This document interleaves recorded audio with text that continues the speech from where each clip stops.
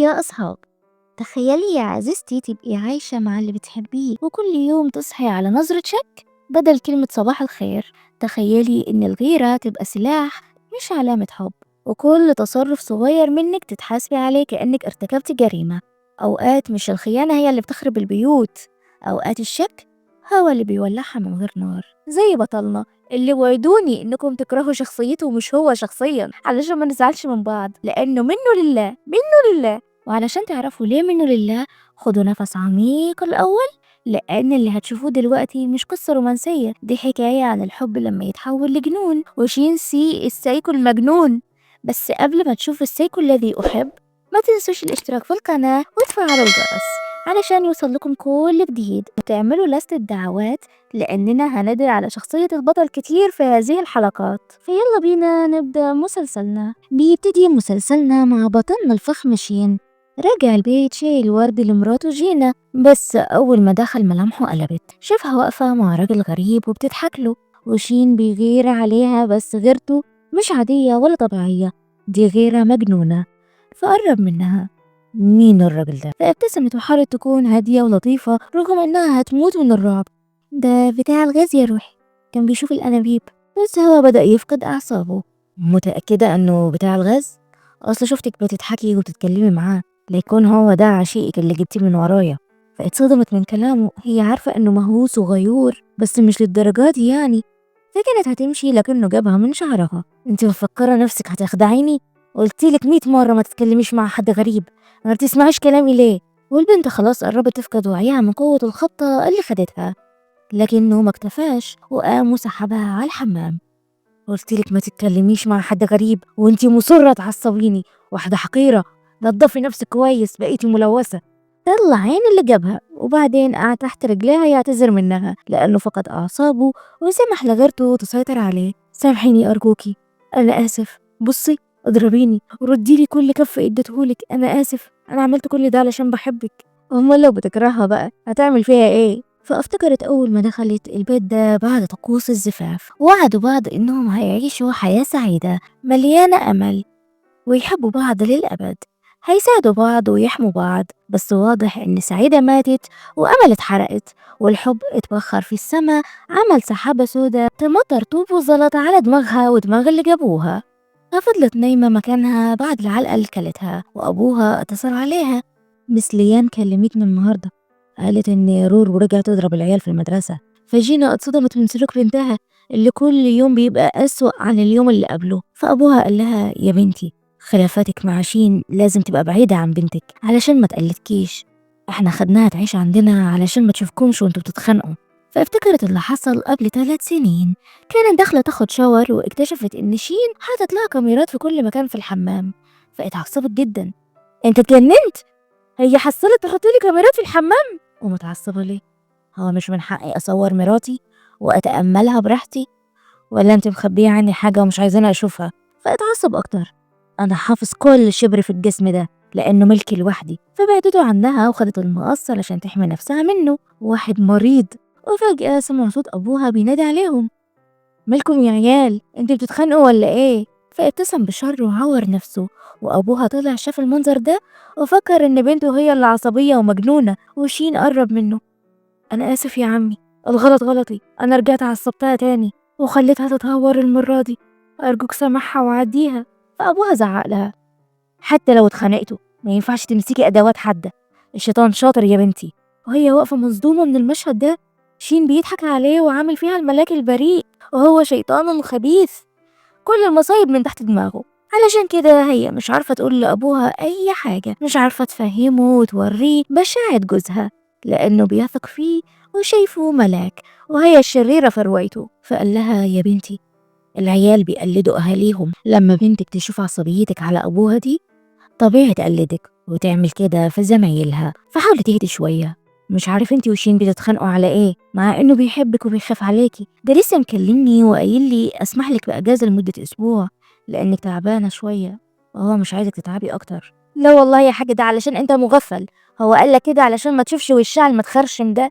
فجينا ما عندهاش اي حاجة تقولها طول ما ابوها نفسه مش واقف في صفها، فقالت له تصبح على خير يا ابويا العزيز. وفي اليوم تاني جينا دارت الكدمات بالميك اب وراحت المدرسة تشوف بنتها. رورو يا حبيبتي انتي بتضربي زمايلك كده ليه؟ مش قلنا كده غلط؟ انا بعمل زي ما بابا بيعمل معاكي، هو بيقول اللي بيعمل غلط لازم يتعاقب، والعيال كانوا بيضايقوني يا مامي فعاقبتهم زي بابي بالظبط. فحضنت بنتها وهي متعصبة جدا وخدت قرار انها لازم تبعد عن المكان ده. رورو لو فضلت عايشة مع السايكو ده هتبقى نسخة تانية منه.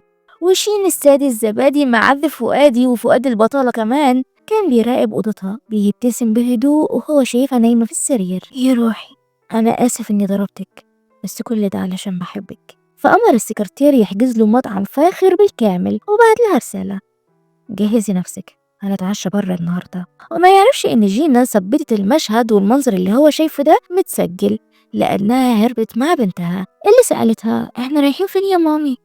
انا هاخدك في اجازة لطيفة ونروح الملاهي، بس احنا لازم ناخد بابا معانا وقال هيضربك تاني. ما تخافيش يا روحي، احنا بنلعب مع بابا استغماية، لو لقانا هيكسب ولو ما لقناش احنا اللي هنكون كسبانين. وبالليل شين وصل البيت. هو انتي لسه نايمة؟ مش قلتلك جهزي نفسك؟ ولما قرب من السرير شاف الباروكة اللي هي حطاها على اساس هي اللي نايمة، فاتعصب جدا وخرج يدور عليها. وبعد شوية جينا وصلت المطار واتصدمت إن شين قدامها لأنه جه من طريق مختصر وقدر يلحقها. فرورو جريت عليه: احنا خسرنا، ماما قالت احنا بنلعب استغماية ولو ما لقيتناش هنكسب، بس انت لقيتنا يعني بابا هو اللي كسب. فابتسم وحضنها: طب يلا يا روحي اللعبة خلص، بابا هياخدكم للبيت. وجينا بدأت تدعي وتقول الشهادة في سرها لأنها ما عندهاش فكرة عن اللي هيعملوا فيها. وصل البيت وهو كان ساحلها في الأرض وهي بدأت تعتذر وتعيط: خلاص يا حبيبي أنا غلطت، أنا آسفة مش هعمل كده تاني، أرجوك سامحني.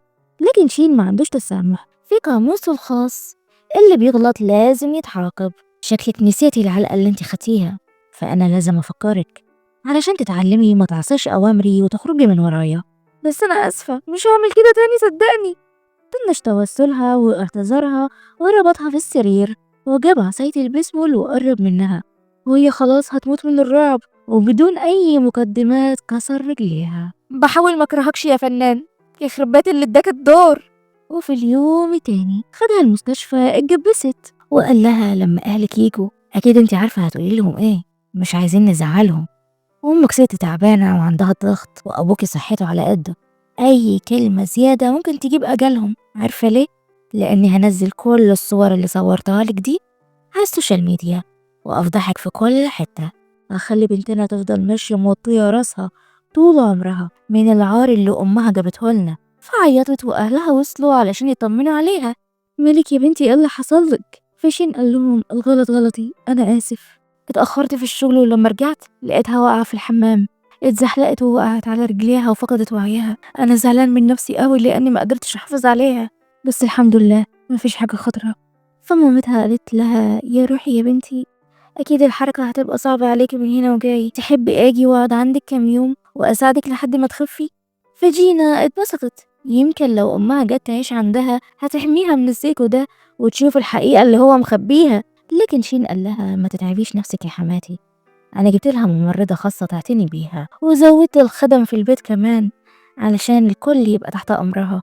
كفاية إنكم بتعتنوا برورو وشايلينها في عينيكم، مش عايزة أتقل عليكم. فأهلها طمنوا: حقيقي انت راجل جدع وبنتنا عارفة تختار الشريك الصح، يا ريت كل الرجالة زيك. لا يا حاجة مش عايزينهم يبقوا زيه، ده يخرب بيتك ويخرب بيته.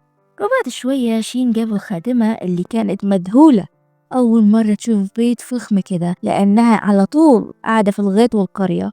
فقال لها: من هنا وجاي اعتني بجينا كويس جدا واخدميها. حاضر من عناية الاتنين، خلي بالك هي ما تعرفش عن العلاقة اللي بينا ومش عايزها تعرف، فامسكي لسانك وناديني بالرئيس شين قدامها، مفهوم؟ وفجأة جينا دخلت عليهم وشافتها وحكت فلاش بلاك سريعة كده: يوم فرحهم جوه الكنيسة. فجأة روزي الخادمة دخلت عليهم وهي سكرانة: انت هتتجوز بالسرعة دي؟ طب وأنا والحب اللي بينا؟ فاتوتر وحاول يسكتها ويبتسم للناس: معلش يا جماعة دي واحدة من بنات القرية بتاعتي كانت بتحبني وواضح انها مش قادرة تتخطى، فما تقلقوش انا هنديها واطلعها من هنا وهخرجها من هنا. يعني الخادمة دي كانت حبيبته السابقة. ونرجع للحاضر تاني. جينا كانت بتبصلها باستغراب وهو قال لها دي روزي الخادمة اللي هتعتني بيكي، فبصت له بقرف وقالت له سرها يعني جايب حبيبته تخدمني وفكرني غبية ومش هفتكرها. وبالليل شين كان نايم وبيصارع كوابيسه وذكرياته المؤلمة لما رجع البيت وشاف خيانة حبيبته السابقة وهو خلص عليها وعلى عشقها مع بعض. فقام مفزوع من الكوابيس دي، وبنعرف انه بسبب اللي حصل ده شين بقى عنده تروما وشكك في مراته اللي صحيت وحاولت تهديه وتطبطب عليه، لكن هو عقله لسه محشور في الذكريات وطلع كل غضبه عليها وهي مش فاهمة حاجة. واحدة صحيت من النوم لقت نفسها تتضرب بدون أي سبب، وروزي كانت واقفة وشايفة المنظر ده، كانت مصدومة جدا. شافت جانب وحشي ومخيف في شخصية شين اللي وأخيرا اتهد ورجع لوعيه وشاف عملته السودة دي، فقرب من مراته.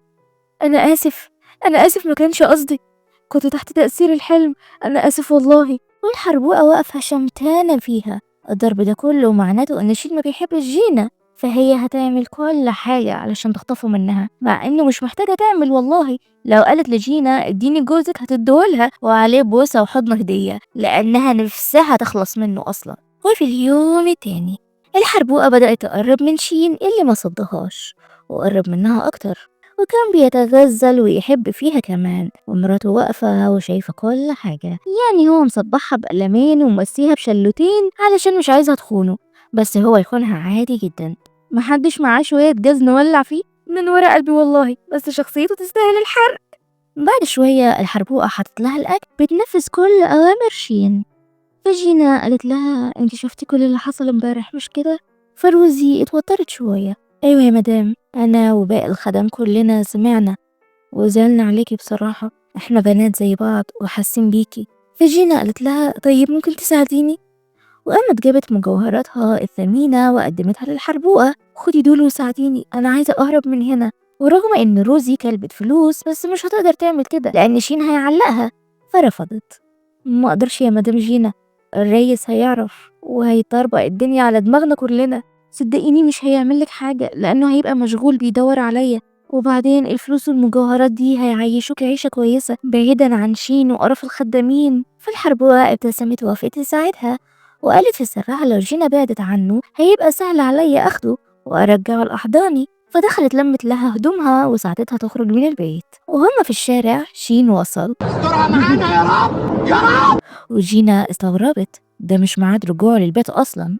فالحربوقة قالت لها انا اسفة يا مدام، بس ما اقدرش اخالف اوامر الريس شين. يعني الكلبة كانت عارفة انه هيرجع بدري، فطلعتها برا علشان يشوفها وهي بتهرب. وجينا فهمتها فوقعت نفسها على الارض، وشين جري عليها. حبيبي روزي سرقت فلوسي ومجوهراتي واستغلت عجزي علشان تبعدني عنك وتبعتني لمكان بعيد لوحدي علشان تاخدك مني. فالسايكو بتاعنا اتعصب جدا وضربها كف خماسي الأبعاد. مش قلتلك ما تنسيش نفسك وتلزمي حدودك طول ما انتي في البيت ده؟ وطردها من الشغل وخد مراته للبيت. وجينا كانت بتبتسم بانتصار. وأول ما دخلوا الأوضة الشيطان لبسه تاني وما ادالهاش فرصة تتكلم. خد الفرشة وبدأ يسرح لها شعرها. شعرك جميل جدا، هزعل قوي لو عملتي فيه حاجة. ولسه كانت هتتكلم سكتها. إيش ما تتكلميش، أنا عارف إنك عايزة تحكيلي عن اللي حصل، بس كل اللي هتحكوهولي عبارة عن كذب، لأن روزي كلمتني وقالت لي إنك طلبتي منها تساعدك على الهروب. فقوليلي يا زوجتي العزيزة، كنت عايزة تهربي على فين؟ عشيقك مستنيكي فين بالظبط؟ كنت عايزة تهربي على فين؟ فعيطت. صدقني أنا ما كنتش عايزة أهرب، هي اللي خرجتني. فحاصرها وكان هيعاقبها زي كل يوم، لكنها قربت منه وسحبت كل غضبه بقبلة صغيرة. هو كان مستغرب بس ما صدهاش، لأنه في الأول والآخر جوزها، يعني قشطة الحياة وردي. وجينا كانت بتخطط في عقلها ازاي تخلص من السايكو ده وعشيقته. بعدها نزلت تجهز له الغدا وهو شكرها وخرج حاصر عشيقته من وراها لأن الفنان رجعها الشغل تاني. حد يجيب لي المخرج اللي اختار له الدور بليز، عايزاه في كلمتين. فاستغلت خروجه وحطت له حاجة في الأكل، وبعدها قعدوا سوا وقدمت له الأكل بكل هدوء. دوق الأكل وقولي رأيك يا روحي، أنا بحاول أحسن من طبيخي علشانك. وعزمت على حربوقة كمان علشان تخلص منهم في طبق واحد. وبالليل شين صحي عرقان وحران في نار بتغلي في عروقه. قام من جنب مراته اللي ابتسمت بكل خباثة ودخل المطبخ. وفجأة الحربوقة قربت منه لأنها حاسة بنفس الإحساس اللي هو حسه، فقرب منها أكتر. وكل ده بسبب المنشطات اللي الست جينا حطتها لهم في الأكل. وبدأت تصورهم وهم مع بعض علشان قررت تاخد حقها بكل ذكاء. ولما خلصت التصوير عملت نفسها بتنادي عليه، وأول ما سمع صوتها بعد عن الحربوقة بسرعة. أنت خايف منها ولا إيه؟ احترمي نفسك، أنا بس مش عايزها تعرف لأني بحبها. فابتسمت بسخرية. بتحبها؟ ويا ترى بتحبها لأنها تعرضت للاغتصاب ولا بتحبها لأنها كيس الملاكمة بتاعك؟ فخنقها. لو قلت الكلام ده تاني هعلقك. خلاص خلاص اهدى، أنا آسفة كنت بهزر معاك. فدخلها الحمام. خليكي مطيعة واعملي اللي بقولك عليه وأنا هعملك كل اللي انت عايزاه. ابتسمت وخرجت تقابل جينا. ما شفتيش شين؟ لا يا مدام، أنا كنت نايمة وصحيت على صوتك، بس يمكن خرج بره في الجنينة. وفجأة شين دخل. أنا كنت بره يا روحي، عايزة حاجة؟ لا، أنا بس قلقت عليك لما ما لقيتكش جنبي. فقرب منها واخدها للأوضة بصمت. وفي اليوم تاني الحربوقة قربت جينا من المكتبة لأنها من شوية حطت الفازة على الطرف علشان تقع على دماغ جينا وتجيب أجلها. بس جينا مش غبية، هي عارفة إن شين مهووس بيها وبيحبها جدا، ما بيقدرش يشوف حاجة تخدشها غيره يعني. فخبطت نفسها بالفازة وشين شاف المنظر ده وضرب الحربوقة. فالحربوقة عيطت وخدت على خاطرها ومشيت، وهي مثلت دور الملاك الحزين. متزعق لهاش، هي ملهاش ذنب بأي حاجة. أنا اللي اتخبطت غصب عني، سواء ليها ذنب ولا لأ. اللي يأذيكي لازم يتعاقب، يبقى عاقب نفسك يا ريس. وبالليل كانوا نايمين، بس شين ما كانش جاله نوم، بيفكر بكلام روزي اللي قالت له في حاجة غريبة في جينا، شكلها بتخطط لحاجات من وراك. فأخد تليفونها وشاف الفيديو اللي صورته وفهم إن جينا فعلا عايزة تدمره، فقام وخنقها. وبعدها قال لها يا حبيبتي، علاقتي بروزي مجرد تسلية. قوليلي انت صورتي الفيديو ده ليه؟ عايزة تنزليه على السوشيال ميديا وتدمريني مش كده؟ لا لا لا خالص، ما كنتش هعمل كده. انت بتاعتي يا جينا، مالكيش فرصة للهروب. مهما هتعملي مش هتلاقي مكان يحتويكي غير جنبي ومعايا. وكالعادة نزل فيها ضرب ما بيحرمش. وفي اليوم التاني روزي شافت وش جينا وعملت فيها مخضوضة، وشها وجسمها خريطة كدمات. فقالت لها ولما انت بتحبيه مش بتساعديني علشان اهرب منه ليه ويبقى ليكي لوحدك؟ فالحربوة قربت منها. لاني مش غبية، انا عارفة ان شين بيحبك، ولو هربتي منه هينزل غضبه كله عليا انا. فاعتقد الوضع اللي احنا فيه دلوقتي احسن بكتير. لما يتعصب ويتضايق هيضربك، ولما بيحس بالرغبة والحنان هيجيلي ويترمي في احضاني.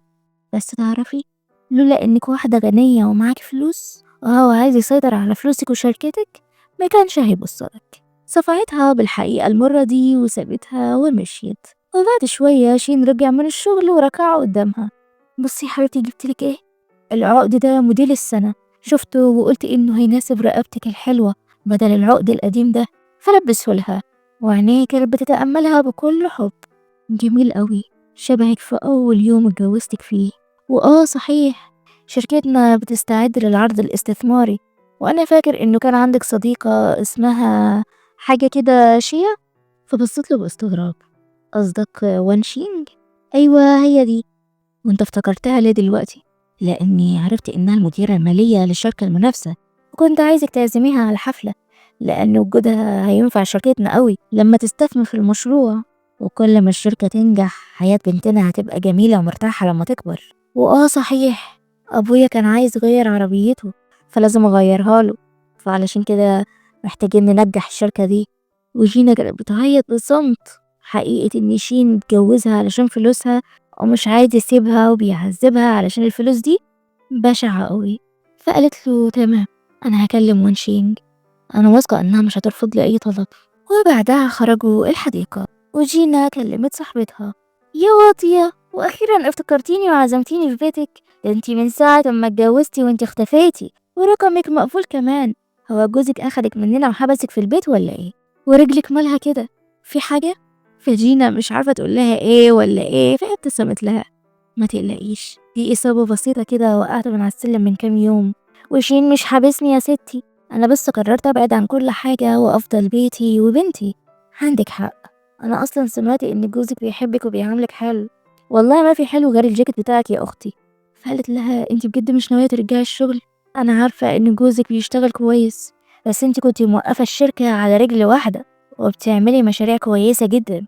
فبطلتنا كان نفسها تصوت وتقول لها على عيني والله، بس عايشة مع واحد سادي. لكنها ابتسمت وقالت لها أنا سلمت كل حاجة لشين، هو راجل جدع وثقة، فما تقلقيش هيمشي الشركة كويس جدا. وفجأة صاحبتها شافت الكدمات اللي موجودة على ايديها وجسمها كمان. هو شين بيضربك ولا ايه؟ لا يا ستي، بقولك شين طيب معايا، انا بس وقعت من على الكرسي المتحرك ده امبارح. وشين كان قاعد ورا بيلعب مع بنته وعينه عليها، لو غلطت بحرف واحد هياخد بنتها منها وبعدها يخلص على أهلها، ده سيكو ويقدر يعمل أي حاجة. فجينا قالت لها بصراحة أنا كلمتك النهاردة في خدمة كده. عناية يا صاحبتي أؤمري، انتي عارفة إن شركتنا عاملة فعالية لجذب المستثمرين، فكنت عايزة أعزمك، ووجود سيدة أعمال ناجحة زيك هيشرفنا قوي. فالبنت ابتسمت لها لو أنا ناجحة فأنتي كنز لا يقدر بثمن يا جينا، دعم الصحاب اللي محتاجاه في حياتي. بعدها خرجوا يتمشوا مع بعض، ووان شينج قالت لها فاكرة هان زميلنا اللي كان معجب بيكي؟ بقى دكتور قد الدنيا، ايه رأيك تروحي تكشفي عنده على رجليكي؟ هيساعدك جدا على فكرة. فابتسمت وقالت لها لما تفضى تبقى تروح له. ولما بعدوا شوية عن البيت جينا قالت لها خلينا نمشي من الشارع ده. وصاحبتها كانت مترددة جدا. انتي متأكدة؟ ايوه متأكدة، عايزة أعرف إذا اتخطيت الماضي ولا لسه. وأول ما نزلوا الشارع اتخنقت وافتكرت اللي حصل قبل 7 سنين لما كانت ماشية لوحدها وفي واحد قذر كان عايز ياخدها غصب، لولا إن شين طلع فجأة وأنقذها. وبعدها وقعت في حبه واتجوزته ووعدها إنه هينسيها الماضي وجراحه. ونرجع للحاضر تاني. جينا اتخنقت جدا وطلبت من صاحبتها تسبقها على البيت وهي هتستنى في مكانها، الخادمة تيجي وتاخدها. وفضلت واقفة لوحدها بتحاول تواجه مخاوفها، وشين كان واقف وراها مع بنته. وبعد شوية خدهم البيت، وجينا قالت لبنتها تدخل ترسم وتقفل على نفسها الباب لحد ما جدتها تيجي وتاخدها، لأنها عارفة اللي هيحصل. وشين شالها وفجأة رزعها في السرير. هو انت لسه فاكرة الشارع ده؟ وحشك مش كده؟ حسيتي بالمتعة وقتها، لذلك مش قادرة تنسي الشارع. فاتضايقت منه، واحدة عندها تروما من الشارع وطول الوقت خايفة تعدي منه بسبب اللي حصل لها، وهو دماغه بتحدف شمال. ده ايه الراجل ده؟ فضربها كالعادة يعني، وهي بتصوت وتعيط، والحربوقة جت تشمت فيها وراحت لأوضة رورو وخلتها تخرج وتشوف مامتها بالوضع ده. فأبوها السايكو قرب منها. بابا انت بتعمل ايه؟ أنا بساعد ماما في العلاج الطبيعي يا روحي علشان ترجع تمشي وتشيلك. فرورو اتبسطت جدا واتحمست إن مامتها المسكينة هترجع تشيلها، وبص للحربوقة وزعق لها لأنه عارف إنها هي اللي جابت رورو الأوضة. ولما خرجوا رجع كمل على جينا المسكينة، خليكي فاكرة إنه مفيش حد في حياتك غيري وممنوع تفتكري أي راجل تاني غيري، تمام؟ وسابها ومشي وهي بصت على الكاميرا اللي كانت مخبياها في الحيطة. وفي اليوم التاني بدأت تخطط ازاي تخلص من السايكو ده. فاضل لها 7 أيام على المؤتمر الصحفي اللي جوزها هيعمله، فلازم تجمع كل الأدلة ضده وتفضحه وقت المؤتمر. بينما الحربوقة كانت قاعدة في الصالة والباب خبط فجأة، ولما فتحت ملقتش حد، وفضل يكرر الحركة دي كل شوية. وفي المرة الأخيرة في حد ضربها على دماغها وطلع أوضة جينا. واضح إنك كنتي مستنياني. فابتسمت. أيوة مستنياك لأني عارفة إنك هتيجي. ونرجع فلاش باك لما كانت واقفة في شارع الذكريات المؤلمة وقالت لنفسها لو مش غلطانة في حساباتي أكيد انت خرجت من السجن وقريب مني. وبنعرف إن ده دونهي اللي سبب لها تروما وكرهها في الحياة. فعيطت وغمضت عينيها وهو قرب منها. واضح إنك خايفة مني، أمال رجعت الشارع ده تاني ليه وكأنك بتستنيني وتتحديني؟ بس ياه، كنت فاكر إني مش هلاقيكي تاني بعد ما حبستيني لسنين بتهمة زور وقلتي إني لمستك وأنا ما قربتش منك، بس انتي جيتي لحد عندي برجليكي. فعيطت. الحقيقة يا أستاذ إنه حتى أنا اتحبست زيك. فاتعصب. انتي هتقارني نفسك بيا يا ولية؟ انتي حبستيني وبسببك أمي ماتت مقهورة، وأنا شفت الويل في السجن، ولما طلعت مش عارف ألاقي شغل، وكل ده بسببك. فحاصرها وكان عايز ياخدها بالغصب وهي حاولت تقاوم فثبتها. أنا ما كنتش قربت منك ولا لمستك، بس المرة دي هكمل اللي أنا بدأته. بحقه حقيقي بقى علشان شين الواطي اللي اتخلى عني ورماني في السجن. فاستغربت ايه علاقة شين في الموضوع. هو بدأ يضحك بشكل مجنون. هو انت بجد مش عارفة الحقيقة؟ برأيك شين هيكون موجود في الشارع ده في الوقت ده بالذات ليه؟ أكيد القدر ما بعتهوش ليكي علشان ينقذك، ولا ده البطل المنقذ اللي الصدفة جمعتك بيه. يا حبيبتي كل اللي حصل ده من تخطيطه هو، لعب عليك علشان تتجوزيه، فاتصدمت بالحقيقة المرة دي، ومن شدة صدمتها سلمت له نفسها، ما بقاش عندها طاقة تقاوم أو تعمل أي حاجة غير البكاء. فجأة جين وصل وبعدوا عنها وخلص عليه ورجع قرب منها. انت كويسة يا حبيبتي؟ ما تقلقيش، أنا جنبك. انت كده هتقلقها أكتر. وبعدها سحب الحيوان التاني ده ونزل دفنه في الجنينة بمساعدة الحربوقة روزي. لا بجد مين اختار له الدور ده؟ كرهني بشين واللي جابوه. وبعد ما خلص رجع لها تاني. ما تخافيش، الحيوان ده مش هيرجع يضايقك تاني، بس باين عليكي تعبانة. أنا هخلي روزي تاخدك للمستشفى أحسن. وبالفعل في اليوم التاني راحوا المستشفى، وجينا قالت لها أنا ما فطرتش علشان التحاليل، فممكن تجيبي لي أي حاجة أكلها. ما تقلقيش أنا هستناكي هنا مش ههرب، انت شايفة الحالة اللي أنا فيها. فالحربوقة اقتنعت بكلامها وراحت تجيب لها أكل، وجينا دخلت الدكتور اللي بالصدفة طلع زميلها هان اللي كان معجب بيها زمان. وبعد ما سلموا على بعض وكشف عليها سألته هو أنا رجلي بقت كويسة يا دكتور؟ أيوة الحمد لله، بس تستمري على العلاج الطبيعي وهتبقي كويسة بعد أيام قليلة. بس انتي باين عليكي تعبانة ومرهقة وملامحك دبلانة، هديكي منوم خفيف يساعدك علشان ترتاحي. والحربوقة جت تاخدها، فجينا رمت الروشتة على الأرض وما خدتهاش معاها علشان جوزها ما يشوفش الاسم ويتجنن عليها. ولما كانوا في البيت الباب خبط، ولما فتحت الباب هان طلع في وشها جه مخصوص علشان يديها روشتة العلاج بتاعها. فسألته انت عرفتي عنواني ازاي؟ فضحك، ما انت كتبتيه في بياناتك في المستشفى، اكيد يعني ما بشمش على ظهر ايدي ولا براقبك. وفي اللحظة دي شين كان راجع البيت وشاف المنظر ده وروحه بقت في مناخيره. وبعد ما الدكتور مشي شين دخل البيت وكان جايب سمك، فقالت له ما تتعبش نفسك، خلي روزي تطبخ بدالك، انت اكيد مشغول في حوار المشروع. فابتسم لها، بس انا عايزه اطبخ لك بايديا الاتنين، اكل صنع بكل حب، بس قولي لي مين اللي كان موجود هنا قبل ما انا اجي. وعصبيته بدات تخرج بالتدريج. قصدك الدكتور هان كان هنا جاب لي الروشتة علشان وقعتها في العياده بتاعته. واو، الطب اتطور للدرجه دي؟ الدكاتره بقوا اليومين دول شغالين دليفري كمان؟ فاتوترت وخافت اكتر. ما كنتش اعرف انه هيجي والله. فبصلها بنظرته الشيطانيه، ازاي في انسان حلو كده حتى وهو سايكو؟ فقال لها انت عارفه اني بحبك وما بحبش اشوفك تتكلمي مع رجاله غريبه صح؟ ايوه انا اسفه والله مش هعمل كده تاني. وفي اليوم تاني روزي جهزت لهم سفرة الفطار، وفجأة حست بدوخة ونفسها غمت عليها، وده معناته حاجة واحدة بس. فدخل يطمن عليها، قولي الحقيقة، انت حامل؟ هنعرف منين يا أستاذ؟ ده لسه أول يوم أتعب فيه. خلاص يبقى لازم تروحي المستشفى وتشوف الدنيا فيها ايه، ولو حامل نزليه وما تقرفيناش. فمراته ندهت عليه، روزي كويسة يا روحي؟ فابتسم بتوتر، ايوه كويسة، شكلها كانت حاجة بايظة. بجد انا فكرتها حامل. فاتوتر واتحجج في الشغل علشان يمشي بسرعة، وروزي قربت منها واستأذنت علشان تروح للمستشفى فسمحت لها تخرج. وبعدها طلعت أوضتها، رجليها بقت أحسن وقدرت تقف على رجليها، فغيرت هدومها ونزلت وراحت المستشفى ورا الحربوقة وخبطت فيها بالقصد علشان تقرأ نتيجة التحاليل، وروزي طلعت حامل بجد. ألف ألف مبروك. وبالليل كانوا في البيت وشين عرف بالخبر ده وكان قلقان إن مراته تعرف بالخبر ده، فقال له روزي وضعنا مش هيسمح لكده، العيل ده لازم ينزل. فاتعصبت، اللي في بطني ده روح مش لعبة بلاستيك، وأنا مش هتخلى عنه، ولو حاولت تنكر هقول لجينا على كل حاجة. فابتسم لها، يا روحي انت بتتعصبي بسرعة كده ليه؟ خلاص سيبيه. فحضنته، أنا عارفة إنه قلبك طيب ومستحيل تتخلى عن ابنك. وفي اليوم التاني كانوا قاعدين وفجأة الباب خبط، وكان الدكتور هان اللي أمه داعياله علشان يقابل شين. فاتعرفوا على بعض وهان قال له من زمان وأنا عايز أقابلك، من كتر ما جينا كانت بتتكلم عنك، قالت إنها متجوزة راجل طيب وبيحبها. فشين عزمه جوه البيت لأنه ما يصحش يتكلموا على الباب كده.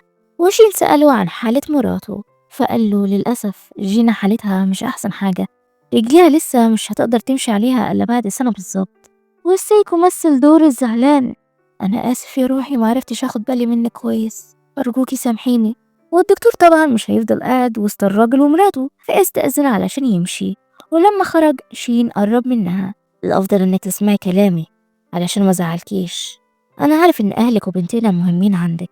بطلنا كان بيهددها بأعز ما تملك. وبالليل كان داخل المطبخ لقى الحربوقة مستنياه وتدلع عليه، فقال لها: اصبري، كلها أيام والشركة هتبقى بتاعتي، وساعتها هخليكي مراتي، أعملك ملكة، وأجيب لك كل اللي نفسك فيه.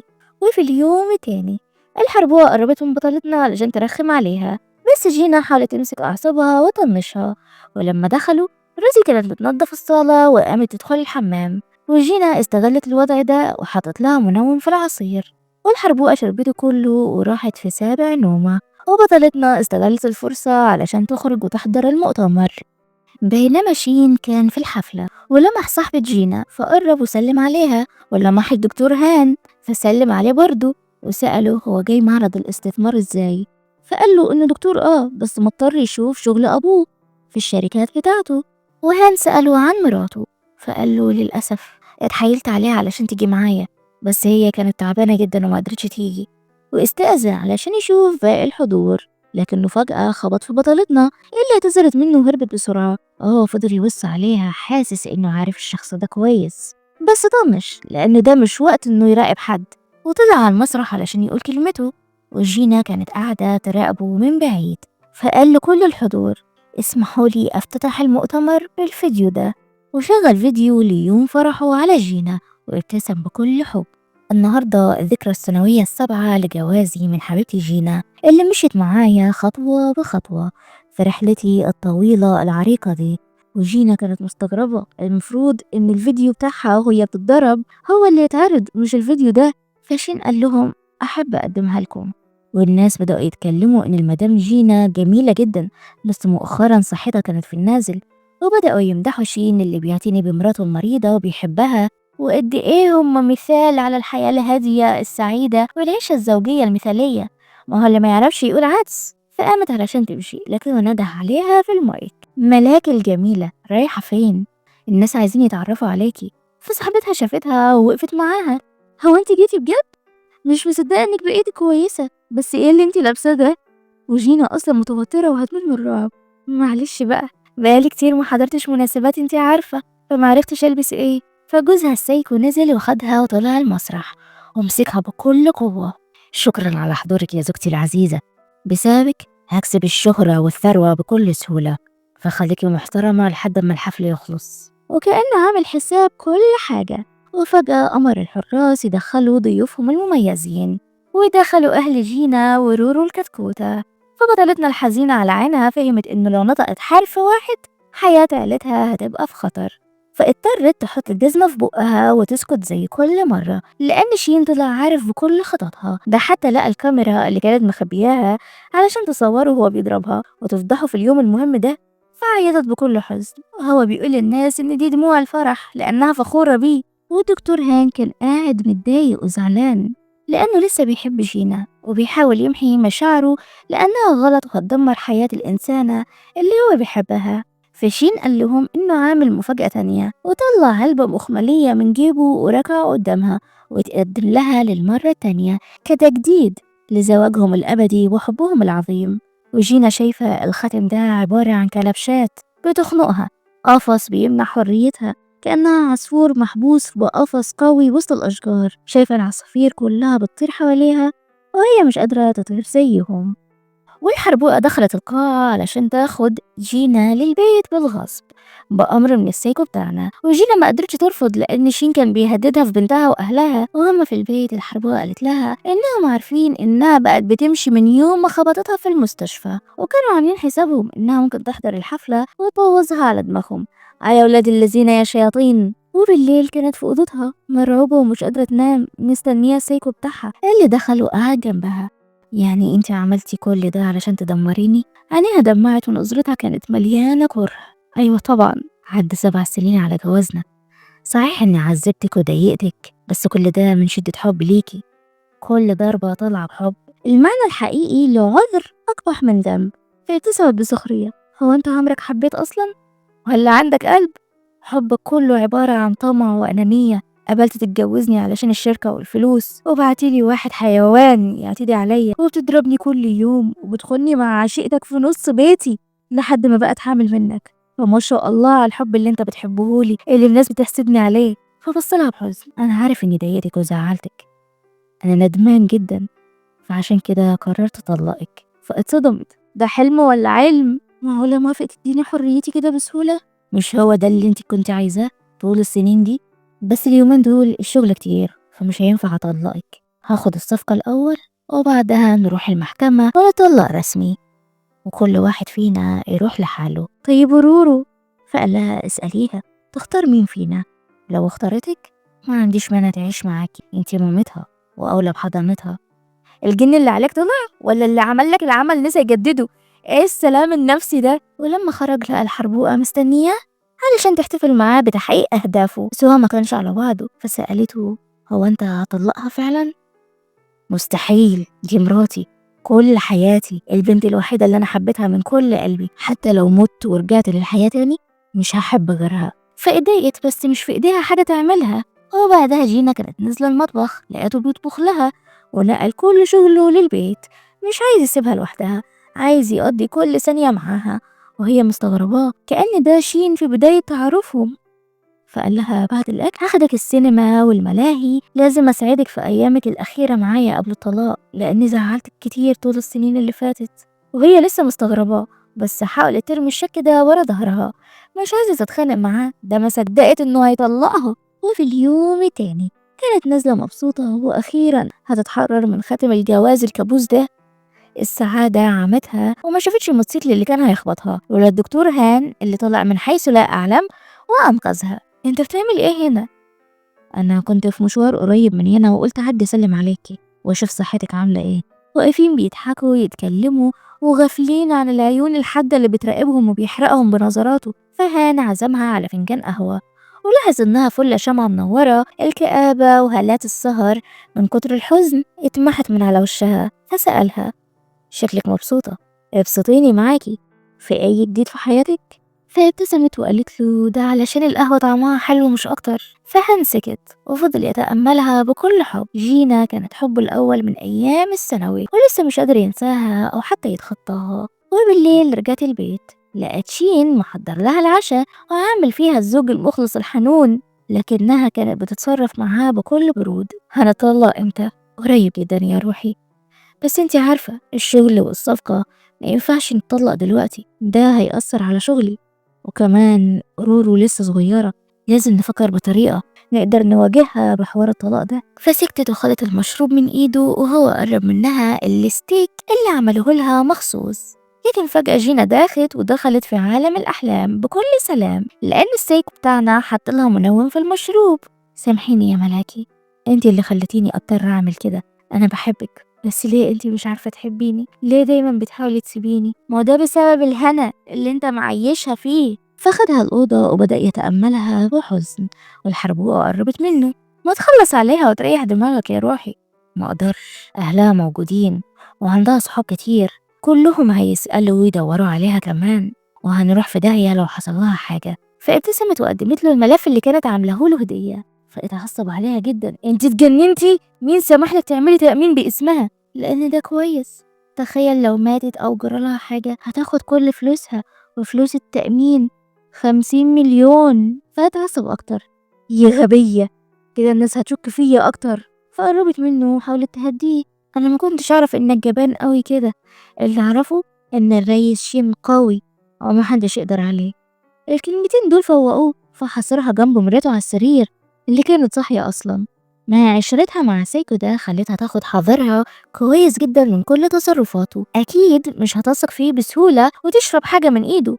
لما قدم لها المشروب عملت نفسها شربت لكنها ما بلعتوش أصلا، وبقت شايفة عمايلهم جنبها على السرير. فحاولت تمسك أعصابها وتسيطر على مشاعرها لحد ما تشوف آخرتها. وفي اليوم التاني فتحت عينيها لقيته قدامها. عارفة كنت هقول يا بختها، بس شخصيتك دلوقتي لا تسمح، مش قادرة تخليني أتغزل فيك يخرب بيتك. فادالها كوباية لبن واستناها تشربه، بس هي عملت نفسها بترد على أبوها وهو نزل يكمل شغله. وقامت رمت اللبن ده في الحمام لأن السيكو كان حاطط لها دواء يسبب لها هلوسة وجنون. عايزين يخلوها تفقد عقلها علشان يرموها في المستشفى وياخدوا كل اللي وراها واللي قدامها. وفضلوا على هذا الحال كل يوم، يجيب لها لبن وهي ترميه، لكنها كانت بتحط دواء تاني في المية بتاعة الحربوقة لحد ما داخت وأغمى عليها. ولما صحيت لقت جينا والدكتور هان واقفين فوق راسها، والدكتور هان كشف عليها وقال لها انت حامل، ما ينفعش تاخدي أي مضاد حيوي أو أي أدوية. فاستغربت، بس أنا ما خدتش أي حاجة. وجينا عملت فيها المخضوضة، حامل؟ أحيه، لا انتي لازم تكلمي حبيبك ياخدك ترتاحي في بيتك، مش هتعبك أكتر من كده. أنا بقيت كويسة كفاية خلاص، وهقدر أقف على رجلي وأشوف مصلحتي ومصلحة جوزي وبيتي. فالدكتور قال لها ارتاحي، المضادات الحيوية دي صعبة قوي على الحوامل، أصلا ما ينفعش تاخديها، فأرجوكي حافظي على صحة ابنك. فالحربوقة شكت إن شين هو اللي عايز يخلص منها، فاستنته لحد ما رجع بالليل وقربت منه وحاولت تشتته بحركاتها الرخيصة لحد ما سابها ودخل الحمام. وهي فتشت البدلة بتاعته ولقت فيها الأدوية اللي حطها لها في المشروب، ففكرت إنه عايز يخلص منها ومن البيبي اللي في بطنها، فقررت تلعب ضده وتسيره في خططه علشان توقع على وشه وتجيب أجله وتاخد كل اللي وراه واللي قدامه زي ما هو عايز يعمل مع جينا بالظبط. وبالليل دخلت أوضة نوم أبطالنا بحجة إنها بتلم الهدوم اللي محتاجة غسيل، ولمحت ملف فيه اسمها فاترعبت جدا. وجينا لمحتها، انتي عايزة حاجة يا روزي؟ لا خالص، أنا كنت بس باخد الغسيل. وخرجت بسرعة وشين استغرب، وجينا قالت له إيه اللي حصل وإن روزي مش مظبوطة، يمكن متضايقة من حاجة. فقال لها ما تقلقيش، هي كويسة، لو متضايقة كانت هتقول لنا. وروزي كانت بتصيح في أوضتها أصلا. خلاص هي اتأكدت إن شين مش بيحبها ولا هيحبها، وبيخدعها بكلامه المهزول وحبه المزيف علشان يخلص منها. فقررت تهدده في المؤتمر الصحفي التاني الخاص بمشروع الاستثمار اللي هيعمله، وتعرض لهم الفيديو اللي صورته لشين لما خلص على الحيوان اللي حاول يعتدي على جينا، وما تعرفش إن كل ده تخطيط من جينا نفسها أصلا اللي قررت تبقى خبيثة زيهم وتوقعهم في بعض. عملت ورق تأمين مزيف باسم روزي علشان تخليها تشوفها وتفكر إن شين هو اللي عملها، علشان لما يحصل لها أي حاجة هو ياخد مبلغ التأمين ويرميها في أقرب حاوية زبالة. فروزي نزلت تدور على سيديهات الجريمة، وشين ظهر وراها. بتدوري على ده؟ فاتوترت وقلبها وقع في رجليها. لا خالص، هو ايه ده أصلا؟ ما كنتش أعرف إنك ذكية أوي كده، صورتيني علشان تعرفي تبتزيني وتهدديني كمان، فامسكها بقوة، أنا مش هخلي تعب السنين دي كلها يضيع بسبب واحدة زيك. فخلص عليها وحطها في الشنطة علشان يبقى يرميها في أي حتة. لكن فجأة الباب خبط وكان محصل الكهرباء، وشين طرده بكل غرور. وبالليل معرفش ينام كويس، كل ما يغمض عينه بيحلم بروزي جاية تطلع ميتينه وترعبه وتبوظ حياته. فقام مفزوع وحضن مراته، أرجوكي ما تسيبنيش، أنا بحبك، مش عايزة أطلقك، خليكي جنبي. وهي كانت بتبتسم بشر لأنها السبب في حالته دي. حطت له أدوية تسبب هلوسة في المية بتاعته، بتردله كل اللي عمله فيها أضعاف الأضعاف. وفي اليوم تاني جينا جت تصحيه شافها لابسة ومتشيكة، فسألها هو انت كنت فين؟ أنا صحيت لقيتك تعبان وحرارتك مرتفعة وكان لازمك دواء، فدورت على روزي وما لقيتهاش، فاضطريت أنزل أجيب لك دواء بنفسي. فسكت شوية وقال لها روزي رجعت القرية بتاعتها، عندها شغل هتخلصه، فاحتمال مش هترجع دلوقتي خالص. فابتسمت وادته الدواء بتاعه علشان ينام ويريح شوية، لكنه ما قدرش، الكوابيس والضحكات المرعبة مش سايباه في حاله. فقام وحس بدوخة وعينيه بتزغلل. الهلوسة اشتغلت ونزل شاف جينا بتخونه مع الدكتور هان، فاتجنن. بس في الواقع هما كانوا قاعدين بشكل طبيعي جدا، لكن تأثير الدواء ده خلاه يشوف أسوأ مخاوفه، فقرب منها ونزل فيها ضربه قدام الدكتور اللي ضربه وبعده عنها. وشين خلاص فقد وعيه من قوة الدواء اللي بياخده. والدكتور هان سألها هو بيعاملك بالقسوة دي على طول؟ طب ما بتطلقيش منه ليه؟ ما اقدرش اطلق واسيب بنتي، ده مجنون وبيعمل اي حاجة، انا خايفة عليها قوي يا هان. فحضنها وحاول يطمنها. وبعد شوية السيكو بتاعنا صحي وهو مش فاكر حاجة، واتصدم لما شاف الكدمات على وشها. هو انا ضربتك تاني ولا ايه؟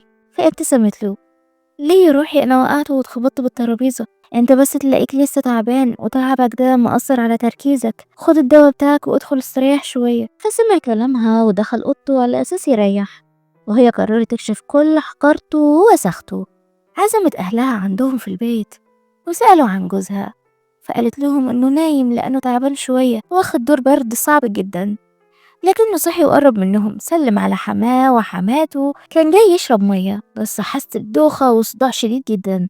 واتخيل روزي عايشة وتتكلم معاه، مبقاش عارف يفرق بين الواقع والخيال، ونزل ضربه في مراته قدام أهلها اللي اتصدموا بحقيقة جوز بنتهم الملاك البريء. فبعدوها عنه وخدوها معاهم البيت وحاولوا يحموها منه، واعتذروا منها لأنهم ما صدقوش كلامها في الأول عنه وسابوها تتعذب لوحدها في الجحيم ده. وبعدها نزلت كل فيديوهات الجريمة بتاعته في السوشيال ميديا ودمرت حياته، وقالت للناس إنه خلص على الخادمة بتاعته كمان بعد ما كانوا في علاقة وحملت منه. ما سابتش حاجة هتخلي أيامه أسود من قرن الخروب. وصاحبتها عرفت بالموضوع كمان. انتي ازاي تخبي عني المعاناة بتاعتك؟ لو كنتي حكيتيلي كنت هقف في صفك والله، وما كنتش هدعم واخد الأوغاد ده. فجينا قالت لها في الأيام دي شين كان جبروت، محدش بيقدر يهز شعراية واحدة منه، وبنتي كانت تحت ايده فاضطريت اسكت واخبي، بس ده لازم يتعاقب، مش معقولة يفضل هربان كده للأبد. فبطلتنا ابتسمت، هي مؤمنة بحقيقة إن كل إنسان لازم يدوق من نفس كاس أفعاله، وشين مصيره هيتجاب وياخد جزاؤه. لكن فجأة هان دخل عليهم في كارثة. أبوكي كلمني وقال لي إن رورو اختفت من المدرسة ومحدش لاقيها، وفجأة وصلت لها مكالمة من السايكو: لو عايزة بنتك تعالي كنيسة فرحنا. فما استنتش ثانية كمان وراحت الكنيسة. أول ما دخلت افتكرت فرحها ووعود جوزها إنه هيحترمها ويقدرها وهيشيلها في عينيه، بس كل ده طلع بلح وخلف الوعود ووراها الويل وسهر الليل. فدخلت شافته واقف مع رورو، واضح إنه تعبان وطاقته خلصانة، بيتكلم معاها بالعافية. فواجهته: أنا قررت أخلص عليك من أول ثانية، اتفقت أنت وروزي فيها عليا، خليتكم تشكوا في بعض وتموتوا بعض، انتقمت من غير ما المس شعراية واحدة منكم. فضحك بسخرية وعينه بقت شريرة أكتر: سيكون الذي أحب. فرورو خافت وكانت عايزة تروح جنب مامتها، لكنه قربها منه وطلع سكين من جيبه وقال لها: أنا حبيتك بجد، كان نفسي أكمل حياتي معاكي بسلام، بس شكلها كده مفيش نصيب، بس أنا ما أقدرش أموت لوحدي، إيه رأيك نموت إحنا التلاتة مع بعض؟ فاترعبت، ده واحد سايكو والدوا اللي كانت بتديهوله زاد جنونه أكتر. اهدى يا حبيبي، اهدى خالص وهات البنت، خلينا نتكلم ونتفاهم. أنا عارفة إني غلطت في حقك وما كانش ينفع أفضحك، بس رورو ملهاش ذنب، دي لسه صغيرة. سكت وفضل يتأملها، فقربت وخدت بنتها. وفي اللحظة دي هان دخل مع البوليس، والسيكو ده أول ما شافهم اتعصب وسحب جينا بقوة. بقى هو ده عشيقك اللي كنتي بتخرجي معاه من ورايا؟ يا عيني مش هتقدري تشوفيه مرة تانية لأني هاخدك معايا. فعيطت: انت عارف يا شين، أنا حبيتك من كل قلبي، شفتك سندي وكل حياتي، بس انت خربت صورتك في عيني، دمرت الحب اللي شايلاه في قلبي ليك، ما توقعتش انك هتعمل فيا كل ده. فصدقني مش هتفرق معايا لو موتيني دلوقتي، لانك موتيني قبلها مليون مرة. وشين بدأ يعيط هو كمان، ما قدرش ينكر حبه ليها، بس طمعه وجشعه سيطروا عليه، ساب الشك يتحكم فيه ويسوقه زي الحمار، فسابها وانهار قدامها. انا مش عارف حياتنا باظت كده ازاي وامتى، انت كنتي الوردة اللي حلفت اني اعتني بيها واسقيها، بس طلعت انا اللي قطفتك بايدي ودمرتك. وعيط اكتر، الندم بدأ ياكل فيه. اسف يا ملاكي، نفسي ارجع اعيش معاكي واعوضك، بس خلاص فات الاوان وحياتنا انتهت لحد هنا. بس لو هعيش تاني في حياة تانية أتمنى ألاقيكي وأعوضك عن كل الحزن اللي دوقتهولك، هحبك وأحتويكي ومش هزعلك خالص. وخلص على نفسه قدام عينيها، ودع الحياة بضحكة مليانة ندم وألم. وجينا وأخيرا اتحررت من الكابوس ده وهتقدر تطير زي العصافير. وهي خارجة اتمنت إن كل الستات اللي زيها وعايشين نفس معاناتها يلاقوا حريتهم هما كمان. في النهاية الغيرة اللي بدأت بدافع الحب خلفت وراها خراب. لما الحب بيتحول لهوس بيبقى سجن من غير جدران، وكل كلمة وكل نظرة تتحول لمحاكمة. شين شك فيها لدرجة نسي نفسه وحبه ليها، وفضل يدور على الخيانة لحد ما خسر مراته للأبد. هو وقت ما الحب مات هو حاول يصلح الأمور، بس خلاص الوقت فات، والندم دايما بيجي بعد فوات الأوان. يمكن جينا اتكسرت واتعذبت، بس في الآخر قامت وانتصرت، مش لأنها كرهته لكن لأنها اختارت تحب نفسها أكتر منه ومن وجعها. فخدوا بالكم يا أصحاب، ما فيش بيت بيتهد فجأة، هو بيتهد واحدة واحدة، مع كل لحظة شك ومع كل كلمة غلط بتوجع القلب وتسيب أثر جوانا. فلما تحبوا حبوا بعقل وسيبوا الغيرة في مكانها الطبيعي قبل ما تتحول لنار وتاكل كل حاجة حلوة جواكم وحواليكم. ولحد هنا بينتهي مسلسل. دمتم بخير. كانت معكم نور. فلو عجبكم الملخص متنسوش الاشتراك في القناة وتفعلوا الجرس علشان يوصلكم كل جديد. أشوفكم على خير. باي.